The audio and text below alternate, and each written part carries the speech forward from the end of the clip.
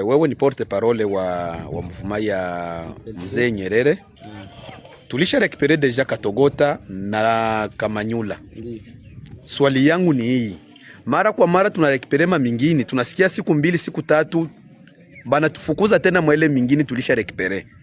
Sasa tulisha rekipere kwa saa hizi Katogota na Kamanyula. Mutafanya minu gani ili tena wale wahuni wa M23 wasirekipere tena pale tulisha kamata? Tunajua ya kwamba Kamanyola ishakuwa mikono yetu. Ndio. Katogota ishakuwa mikono yetu. Ndio. Na kwa sasa tulisha andaa kikosi kisha zingatia, tulisha zibiti Kamanyola yote, Katogota yote, na ninajua tulisha funga nafasi zote ambazo tunajua wa adui na anapisha kaingililia.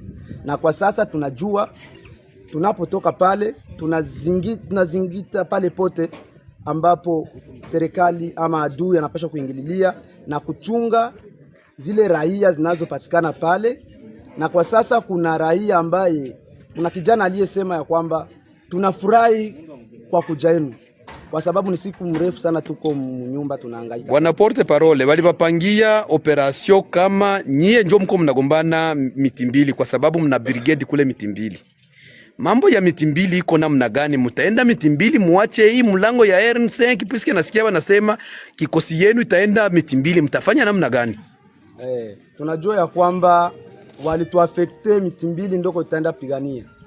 Apre kuona tulishapigana huku, kisha kuona nguvu tulionesha huku, wakaamua kututumana tena kumitimbili. Na kwa saa hizi kufatana na kikosi ambacho tulicho nacho, tumegabua. Wamoja wameshaingia kumitimbili, na hata kwa sasa tuko nazungumuza, piga simu Mitimbili, tuna brigade pale.